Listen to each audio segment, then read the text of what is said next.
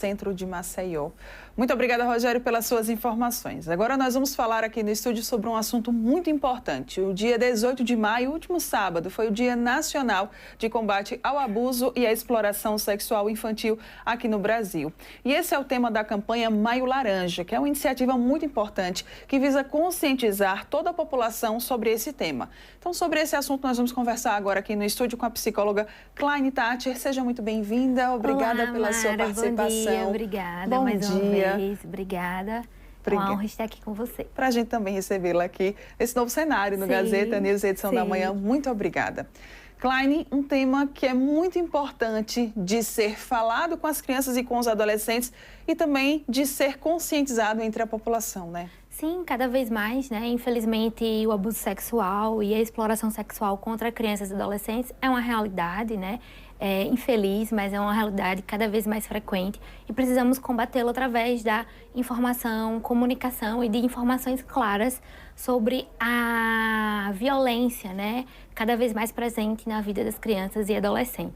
Kleine, por favor, explica para quem está nos assistindo, para quem está nos acompanhando, o que é que caracteriza o abuso sexual? Então, né, a violência sexual é todo ato libidinoso que é praticado contra crianças e adolescentes. Principalmente quando a gente avalia que a criança e o adolescente, eles estão em uma fase do desenvolvimento onde eles não possuem repertório emocional, fisiológico e principalmente sexual para realizar nenhum tipo de experiência sexual. Então, todo ato de natureza erótica, independente de haver força física ou não haver força física, contra crianças e adolescentes, é considerado um abuso sexual quando a gente avalia principalmente a relação de desigualdade de poder, de um adulto para uma criança, de um adulto para com um adolescente, adolescente para com uma criança ou do adulto para com um adolescente. Eu tenho até um dado aqui que me chocou bastante. A cada hora, 3 crianças são abusadas no Brasil. Cerca de 51% dessas crianças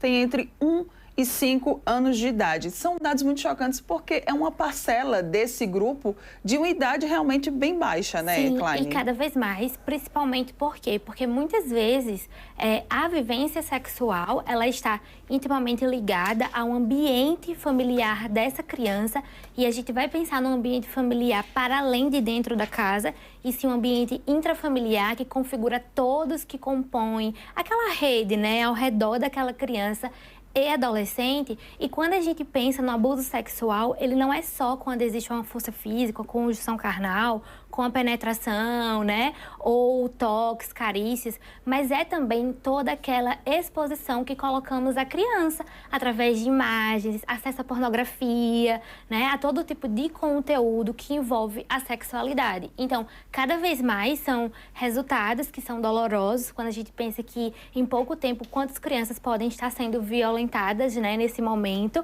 e que a gente precisa cada vez mais discutir sobre essas demandas, né? É importante você trazer esse ponto porque realmente, né, os especialistas, os dados, eles nos mostram isso, de que a maioria desses abusos, quando eles acontecem com pessoas que são próximas a essas crianças. Exatamente, porque é onde configura justamente essa violência intrafamiliar. Por isso que quando a gente pensa na proteção das crianças e adolescentes, a gente precisa sair do olhar apenas de dentro de casa, né, para a gente trabalhar como um todo quanto sociedade. Então, quanto sociedade, nós devemos proteger crianças e adolescentes justamente por quê? Porque não existe um perfil, né, aquela ideia, o lobo mau, o monstro. Não é exatamente isso. Às vezes são pessoas que estão convivendo com aquela criança, pessoas que suas figuras de apego, suas figuras de referência, colocam como cuidadores que irão proteger. E, infelizmente, é onde, por essa relação, né, de parecer que eu estou sendo cuidada, amparada, e justamente pela criança, por não ter uma vivência sexual, a criança não tem repertório para isso, ela acaba sendo colocada diversas vezes em situação de vulnerabilidade. E uma parte muito chocante é que quando a gente avalia uma relação de abuso, uma criança ela não é abusada apenas uma vez. Infelizmente, ela vai tendo sempre... São reiteradas. Exatamente, vivências consecutivas de abuso, seja criança, seja o adolescente. E a criança ou o adolescente, ele consegue demonstrar sinais de que ele está sendo abusado? Sim, infelizmente ele também consegue, né? Diante de toda essa vivência, ele consegue, infelizmente e ao mesmo tempo felizmente, ele consegue trazer. Muitas vezes ele não vai trazer na fala, porque justamente não existe espaço para essa verbalização, porque muitas vezes a criança é colocada no lugar onde não é verdade, essa pessoa ajuda tanto a nossa família, essa pessoa é tão sempre presente, como é que vai essa pessoa fazer algo contra, né, a integridade dessa criança? Sem contar também, às vezes, as ameaças, né? Me desculpe até atrapalhar você, porque elas também acontecem. Sim, e são ameaças que são sutis, que é onde entra justamente a noção de que muitas vezes esse abuso sexual não vai ocorrer com a relação física, mas sim através de fotos, através de imagens, através de ameaças que vão fazendo com que essa criança permaneça naquela dinâmica de abuso. E aí é onde entra, né, justamente essa noção de que o que é que essa criança faz? É através do comportamento dela. Observe os comportamentos dos seus filhos. Uma criança que tinha um comportamento, né, natural, um comportamento dentro daquilo que você esperava, e de repente ela começa a mudar a sua forma de reação, algo está acontecendo. Não necessariamente a gente vai entender que toda criança que muda o comportamento é porque ela está sendo abusada. Mas a gente está diante de uma vivência, de um contexto que a gente observa, que começam-se a haver preocupações que não existiam antes. Aquela criança que de repente começa aquele cuidado excessivo com as partes genitais, com os órgãos dela. Então a gente pode ficar atento, bem como esse corpinho, como é que está esse corpo, né? As falas da criança, os desenhos da criança. Então a criança, ela expressa, seja através da verbalização, seja através do comportamento dela. Em relação à exploração sexual, também é algo que pode deixar marcas permanentes, né? Principalmente nas adolescentes que acabam passando por isso. Sim, e hoje a gente tem uma preocupação ainda maior, que essa exploração sexual, ela não é só mais física, não são só de relações onde aquela adolescente, aquela criança está num contexto físico. Hoje a gente vem cada vez mais observando a exploração sexual de crianças e adolescentes dentro da própria internet. Então, cada vez mais as crianças estão sendo expostas a essa exploração dentro da própria internet, justamente por esse uso, né, exacerbado, desmedido e sem supervisão, onde muitas crianças são colocadas dentro desse contexto, através de ameaças, de publicações, de imagens, e a gente precisa ter muito cuidado com isso, porque isso, sem dúvidas, deixa efeitos irreversíveis para a vida, mas que, com certeza, a gente precisa ir buscando direcionar, acolher as famílias, para buscar a melhor forma de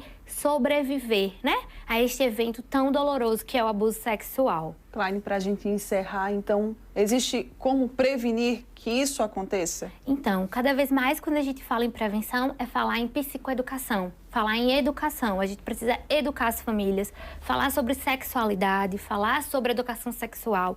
Isso não é sobre ensinar a fazer sexo, mas é ensinar os limites do corpo para a criança, ensinar aquilo que é correto e aquilo que não é. Porque até quando a gente pensa no abuso sexual hoje, ele não é só quando um adulto faz isso com a criança. É muitas vezes também aquela adolescente que ainda é jovem, que não tem compreensão, e ela está diante de um relacionamento que, por diversos motivos, ela acha que aquilo é natural. Então, cada vez mais a gente precisa falar, né, sobre a noção de imagem corporal, sobre limite, aquilo que é permitido e aquilo que não é. E as famílias, cada vez mais, assim, ouvir as crianças e adolescentes, né? Nenhuma criança e adolescente que passa por uma vivência dessa, ela inventa uma história dessa, né? Ela vai criar, na verdade, o contrário dessas situações para que esta situação não seja descoberta.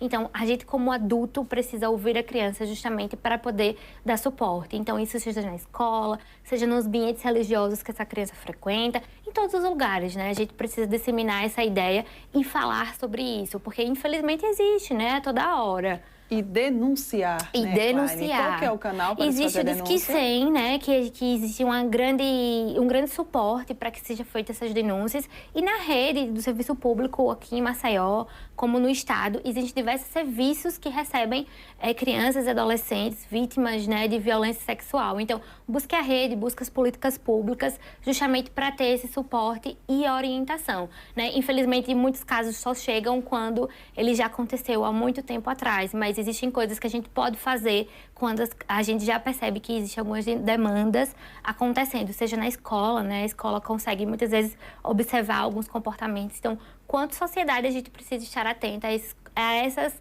mudanças e auxiliar as famílias também. Claine, muito obrigada pela sua Eu que participação agradeço, aqui junto com a Mara. gente no Gazeta News, edição da manhã, trazendo esse alerta, né, conscientizando cada vez mais toda a população e principalmente você que nos assiste. Claine, contar as redes sociais para a gente fechar? Então, meu nome é Claine Thatcher, estou lá no Psi Claine Thatcher e também na Clínica Psicologia em Destaque, né? A gente faz um trabalho de psicoterapia individual quanto outros serviços, então me sigam por lá e acompanhem um pouquinho mais desse trabalho. Muito obrigada. Obrigada. Um excelente dia para você. Muito obrigada. Obrigada, Mara. E agora nós vamos voltar com o Rogério Costa.